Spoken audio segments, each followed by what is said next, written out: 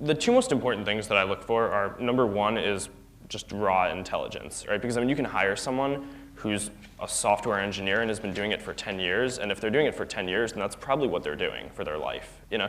And I mean, that's cool, but there's some things that that person can do, and they're definitely useful within an organization and can do a lot of stuff. But if you find someone whose raw intelligence exceeds theirs but has 10 years less of experience, then they can probably adapt and learn way quicker, you know, and within a very short amount of time, be able to do a lot of things that that person may never be able to do. And so I think that that's the most important thing that I look for.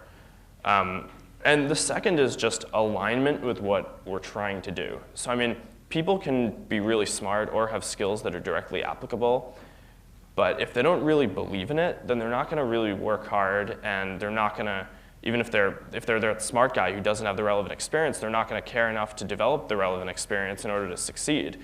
So I mean, I think that the best people who I've hired so far have been people who didn't really have that much engineering experience. I mean, I hired a couple of electrical engineers out of Stanford to do programming stuff, and they had very little programming experience going in, but just really smart, really willing to go at it. And I mean, the guy who just wrote photos was one of those guys. And I mean, if you're willing to just go and do whatever it takes to get photos out, then you know you're probably more valuable than someone who's just a career software engineer. So those are the things that I'm looking for and why I would rather recruit people out of college.